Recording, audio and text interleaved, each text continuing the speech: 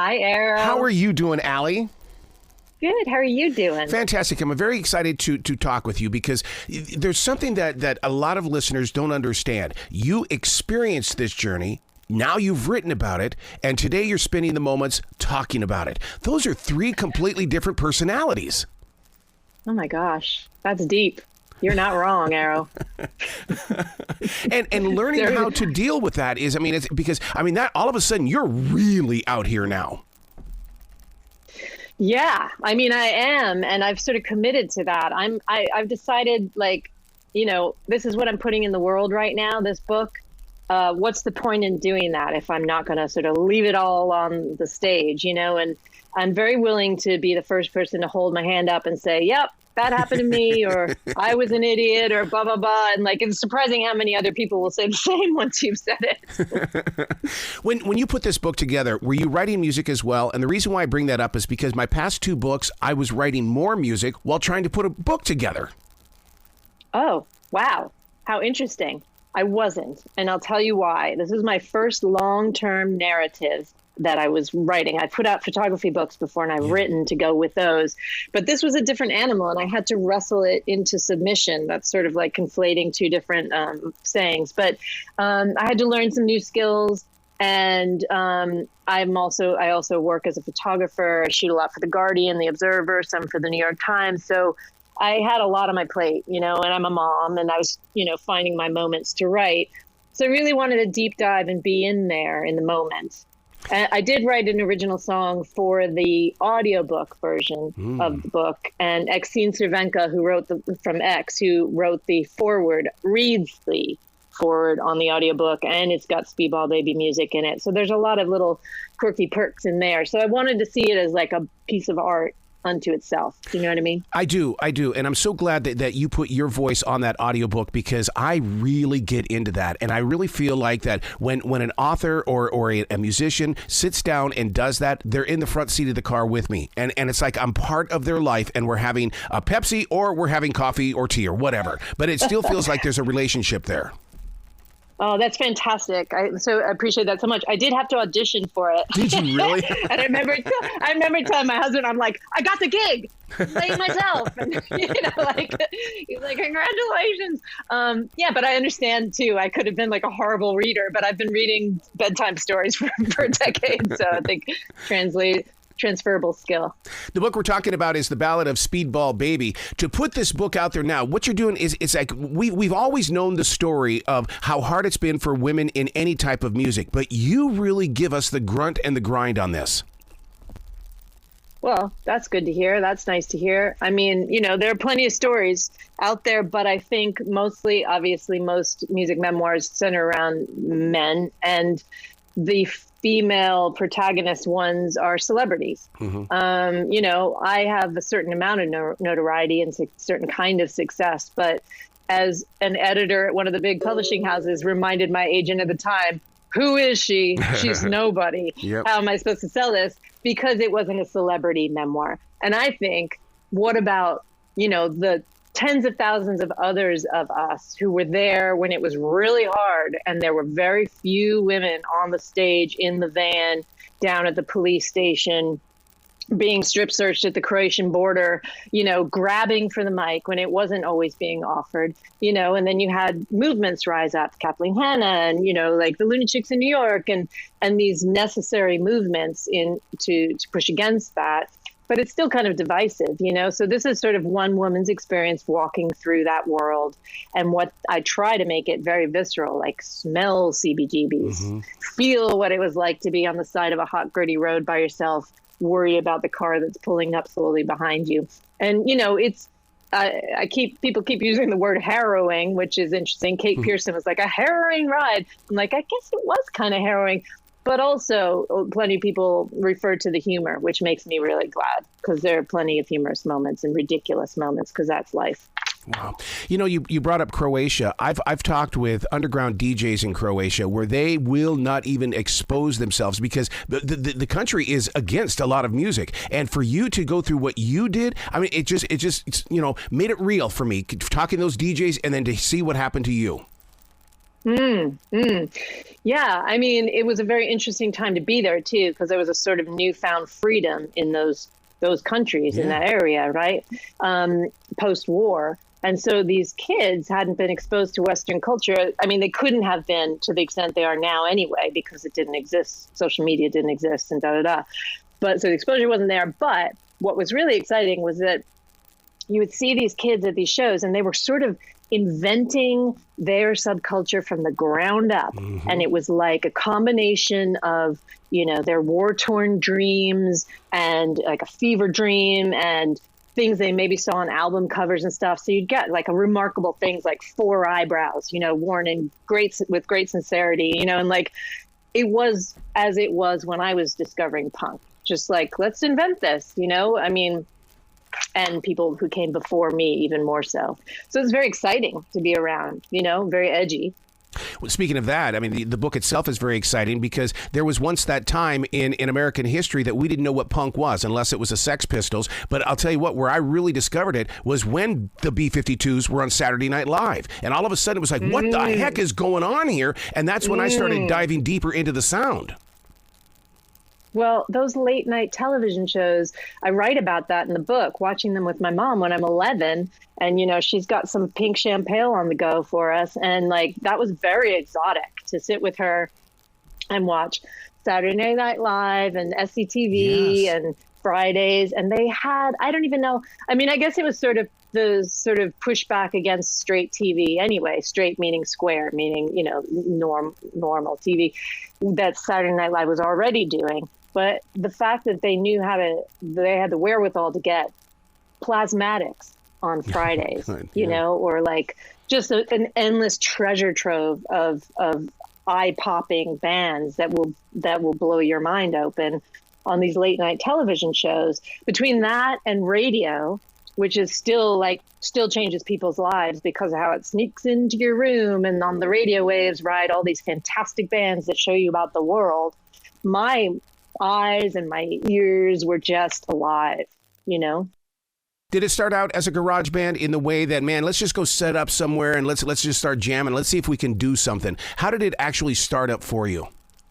Well, you know, we had this very rare situation, but not outrageously rare in that time in New York. If you were on the Lower East Side of Manhattan in New York in that time, in that era, there was a lot of space and room to experiment. You know, there were a lot of abandoned buildings. We would run a wire from the base of a lamppost into an abandoned building and play a show. And there was a squatting culture and everything. But Matt Verderay, who is the guitarist from Speedball Baby, also was silkscreening for Andy Warhol in the late 80s.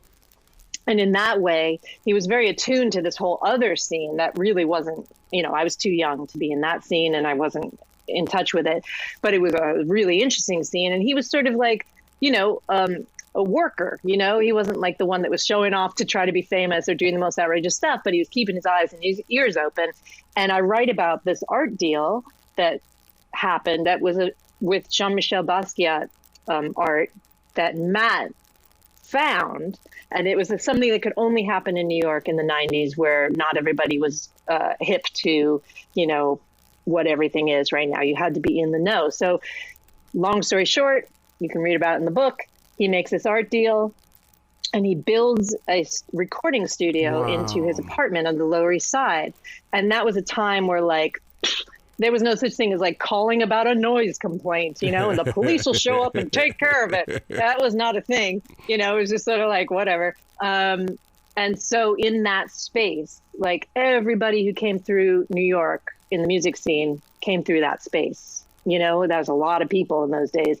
And we all just created and sort of, he and I became fast friends. We're still like 30 years later, we're still close friends. Wow. And we would just like bang on every instrument he owned, vibraphone, drums, Echoplex, Hammond organ, you know, this guitar, that bass, stand-up bass, everything, and just sort of learn how to play all of them. I mean, he was already a great guitarist. But to me, he imparted this idea of no rules, no boundaries. That's the ethos of punk, you know, like just do it. And I did.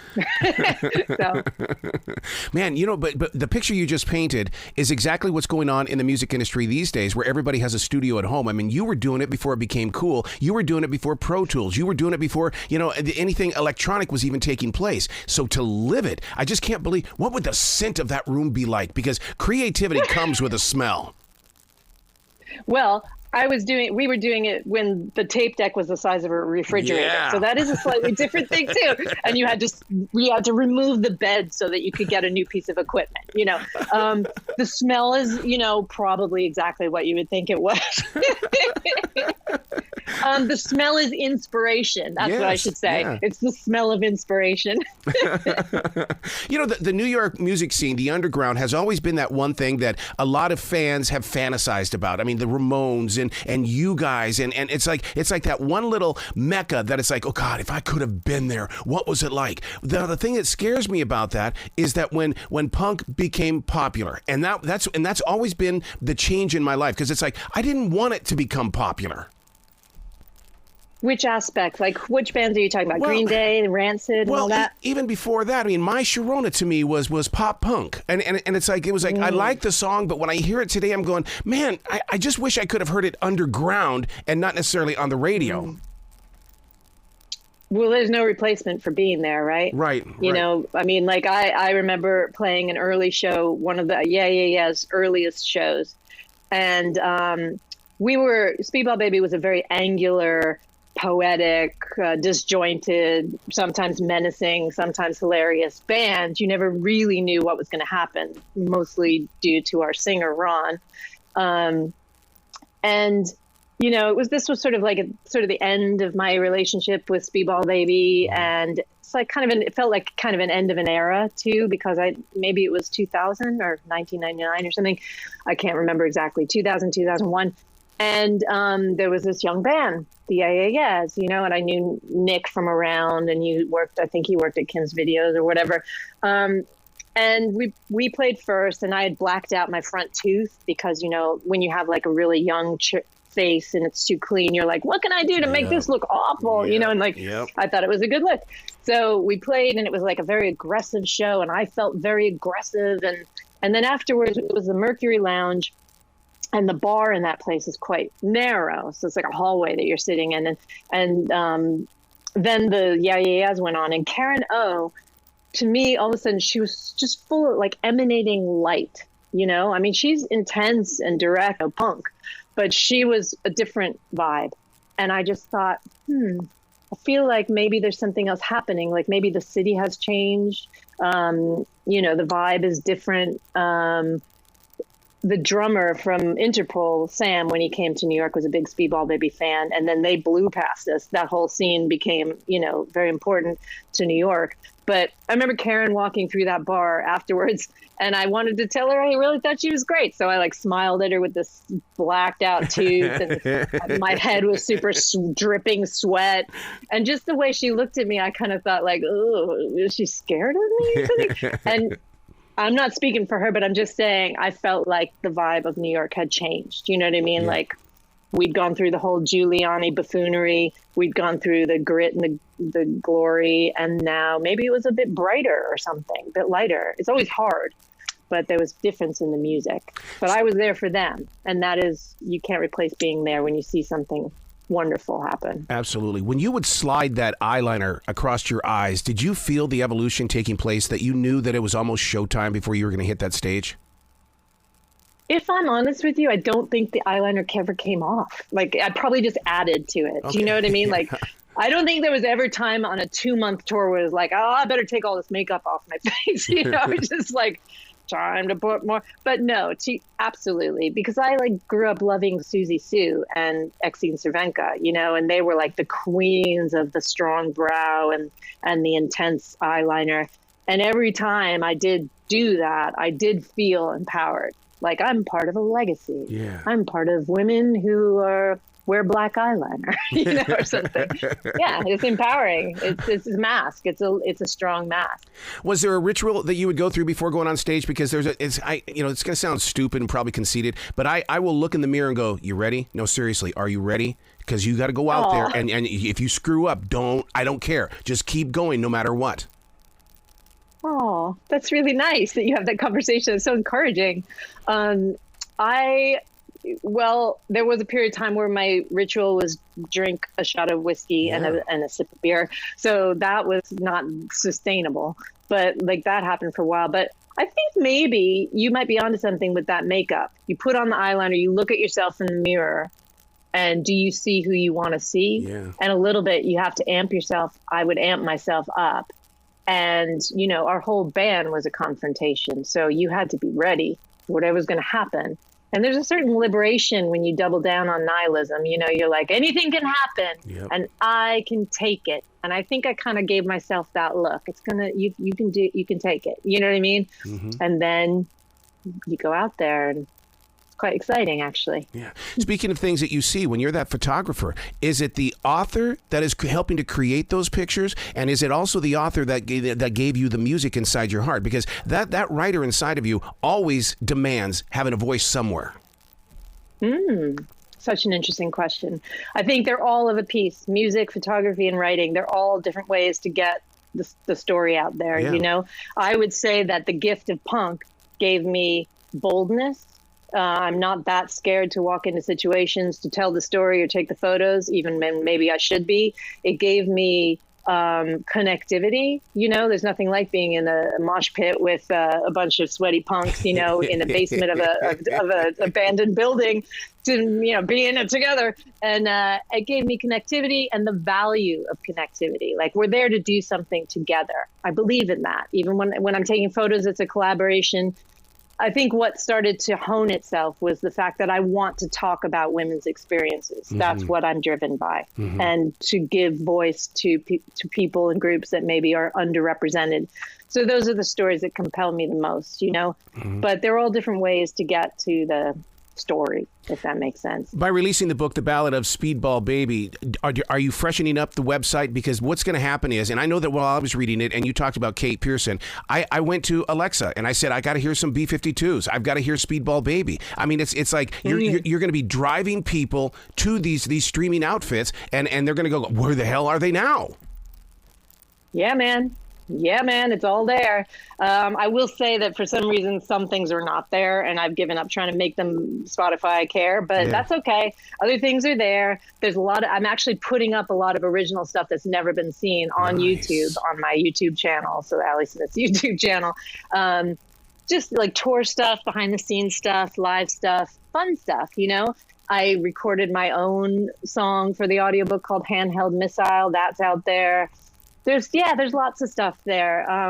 But I've been getting really impassioned responses from people who have been so beautiful in connecting, and I'm responding to everybody. So it's been, I'm trying to actually right now keep up with what seems like what people would like to see or hear. And I'm here for it. Wow. I got to tell you before we close is that I love how you openly admit to your readers that you are committed to the messy. And to me, that's controlled chaos. And that gives creative people that opportunity to just march right in. Absolutely. You cannot be ashamed, embarrassed about your mess. Yeah. As we get older, that's what we kind of come to understand, that your beauty and your greatest power is in your mess. Yeah. And we're all messy. So.